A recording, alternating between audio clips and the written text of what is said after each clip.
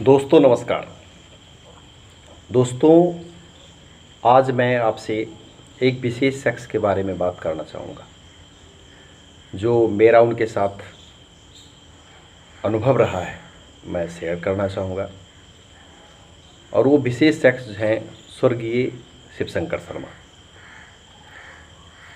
ये 2 महीने पहले एक बहुत दुखद घटना घटी। जब लॉकडाउन शुरू हुआ तो लॉकडाउन के पहले शुरुआत के पहले फेज़ में ही शिवशंकर शर्मा हमें छोड़कर इस दुनिया से चले गए। और ये जो दुखद घड़ी आई, ये पूरे गांव के लिए, आप कह सकते हैं बुद्धिजीवियों के लिए, एक बहुत बड़ा सदमा के रूप में हम लोगों के सामने आया। मैं चाहूँगा कि मुखिया जी के साथ मैंने कुछ पल बिताए हैं जो आपके साथ शेयर करूं। दोस्तों, मुखिया जी के संपर्क में आने का मूल वजह मेरा जो रहा वो था गोष्ठी में आना जाना। मैं बच्चे से सुनने का शौकीन था और बोलना चाहता था। ये भी बात सही है, कुछ बोलना भी चाहता था। तो इसके चलते क्या होता था, गांव में जब गोष्ठियां हुआ करती थी तो त्रिपाल बिछा रहता था। बोलने वाले कुर्सी पर बैठते थे और सुनने वाले के लिए त्रिपाल बिछा रहता था। और हम लोग जाकर के वहाँ बैठते थे और ख़ासकर मुखिया जी को, मैं ही नहीं, गांव के अधिकतर लोग बहुत ध्यान से सुनते थे। और जब वो बोलते थे तो गैदरिंग भी बहुत ज़्यादा हो जाया करती थी। तो इसलिए वहीं से अट्रैक्शन जो मेरा हुआ वो मुखिया जी से होता गया और मैं जुड़ता चला गया। जब मैं इंटर करके टीचिंग प्रोफेशन में आया तो प्रतियोगिता करवाना मैंने शुरू किया। कह सकते हैं वो जज्बा भी मुखिया जी के साथ ही आया, क्योंकि मुखिया जी जब अपने जो दौर था, जब मैं बच्चा था, तो अशोक स्मृति में हमारे गांव में एक अशोक दा शिक्षक थे, बहुत सुंदर शिक्षक थे इंग्लिश के। उनका भी दुखद रूप से दुर्घटना हो गई थी और उन्हीं के स्मृति में एक आयोजन किया जाता था बच्चों के लिए। तो उसमें भाग लिया करता था, जाया करता था, देखा करता था।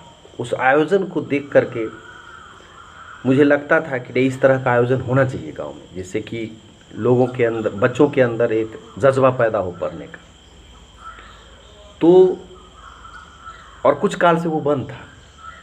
तो जब मैं बड़ा हुआ, शुरू किया पढ़ाना बच्चों को, तो मैं इसके महत्व को समझा और सबसे पहले अपनी पहल से कुछ शिक्षकों के सहयोग से शुरू किया। फिर शिक्षक संघ का गठन हो गया। बड़े पैमाने पर ये प्रत्येक साल होने लगा। मराची गांव में बच्चों के लिए जो प्रतियोगिता का आयोजन प्रत्येक साल होने लगा और उसमें मुखिया जी को हम लोग बुलाया भी करते थे। चीफ गेस्ट के रूप में वो आते थे, पुरस्कार बांटते थे। ये सब चलता रहता था। उसी दौरान हम लोग देखे एक घटना घटी थी और वो घटना थी विशेष रूप से दुर्गा मंदिर के साथ सांस्कृतिक भवन का बनना। वह सोच भी, मुखिया जी की वह सोच भी हमें बहुत प्रभावित किया। मैंने बहुत सारे गांवों में देखा है, भव्य दुर्गा मंदिर है और वहाँ 10 दिनों का अच्छा फंक्शन होता है साल में। तो मुखिया जी दूरदर्शी व्यक्ति थे। उन्हें लगा कि गांव के फ्रंट पर ये एक गड्ढा है, अगर यह भर जाता है तो एक बड़ा क्षेत्र इसके अंदर आता है और इस क्षेत्र को बेकार रूप से इतने दिनों के लिए छोड़ना उचित नहीं होगा। 10 दिन का तो फंक्शन वो सही है, दुर्गा मंदिर 10 दिन आप कह सकते हैं, 1 महीना, लेकिन 1 महीना के बाद प्रत्येक जगह आप देखें इस दुर्गा मंदिर परिसर का क्या हाल होता है। तो आप देखेंगे कहीं गाय बंधा हुआ है, कहीं लोग ताश खेल रहे हैं, मतलब ऐसे ही बेकार यूज होता है। तो मुखिया जी की विशेष सोच थी जो मुझे खास करके बहुत प्रभावित किया कि उन्होंने सोचा कि क्यों नहीं इसके साथ एक सांस्कृतिक भवन अटैच कर दिया जाए और इसी के नाम पर सरकार से भी पैसा लिया जाए। उन्होंने ऐसा किया और उस समय डीडीसी त्रिपुरारी शरण हुआ करते थे, उनके मदद से उन्होंने एक अच्छा दुर्गा मंदिर भी बनवाया गांव की मदद से, गांव के लोगों के मदद से, और फिर सरकारी फंड के मदद से दोनों चीज़ बनकर तैयार हो गया। दुर्गा मंदिर भी बना, आगे चल के लोगों ने दायित्व लिया और उसको और भव्य रूप अभी भी दिया जा रहा है, और सांस्कृतिक भवन बनकर तैयार हुआ। अब सांस्कृतिक भवन बन गया, वो भी पड़ा हुआ था।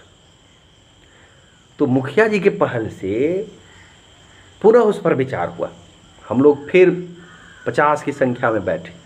वो मीटिंग मुझे याद है कि लोग मुखिया जी उसको आयोजन किए थे, उस मीटिंग को बुलाए थे और लोग भींग कर आए थे छाता लेकर के। वो उस समय मेरा स्कूल प्रोग्रेसिव इंग्लिश स्कूल, वो हमारे गुरुदेव के वो शिव पब्लिक स्कूल जो पहले था उसी में चला करता था, उसी में बुलाया गया।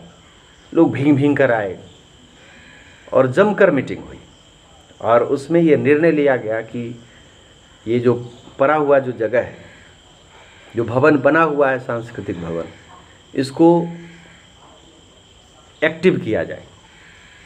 और एक्टिव करने की विचार पास हुआ। कुछ लोगों ने अखबार स्वीकार किया, कुछ लोगों ने दरी त्रिपाल जो हो, और यह डिसीजन लिया गया कि एक पुस्तकालय चलाया जाए, उसका नाम ज्ञान भारती पुस्तकालय होगा। ज्ञान भारती पुस्तकालय वो उन्होंने उसका दायरा भी बहुत बड़ा सोच रखी थी। मुखिया जी ने कहा कि पढ़ने लिखने के लिए ज्ञान भारती पुस्तकालय, खेलने के लिए खेल भारती, क्रीड़ा भारती, संगीत के लिए संगीत भारती। तो इस तरह से इसको एक्सपेंशन करते जाना है ताकि एक बहुत बड़ा माहौल गांव में बने, खेलने का, कूदने का, सांस्कृतिक मंच का एक बड़ा मंच उन्होंने बनाने का सोचा। और इस प्रक्रिया में हम लोग लग गए, और जब लगे तो थोड़ा सा 2 कदम बढ़े कि नीरज दा का आगमन हुआ हमारे गांव में, और उनसे संपर्क हो गया MLC नीरज दा। उन्होंने कहा, हम लोग प्रस्ताव रखे ये सब। उन्होंने कहा 2 लाख रुपये दिए और तुरंत 50 गो कुर्सी, 2 कंप्यूटर, है ना, ये सब उस पैसे से, अलमारी 10 गो, ये सब हो गया। और फिर जाकर के 5 जुलाई 2008 में गठन हो गया ज्ञान भारती पुस्तकालय का।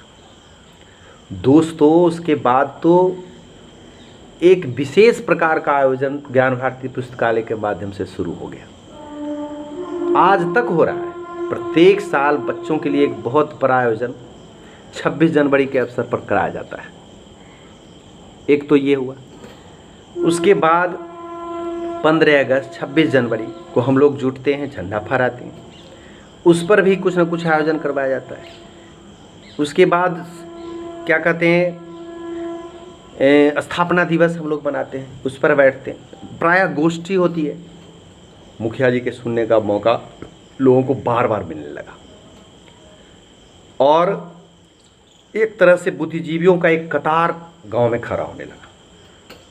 गांव के पड़ोस से भी लोग आने लगे और आज के डेट में ये ज्ञान भारती पुस्तकालय जो जिस रूप में शुरू हुआ था उसको आगे बढ़ाते बढ़ाते इस रूप में पहुंचा दिया गया है कि 20 से अधिक पत्रिकाएं भी आती हैं।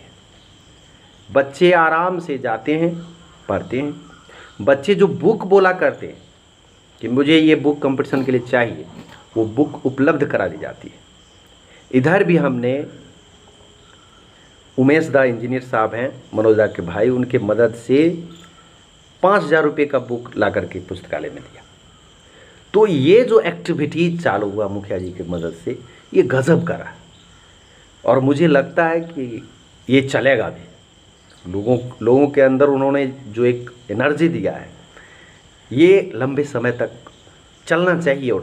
और लोगों का मदद भी बहुत ज़्यादा आता है।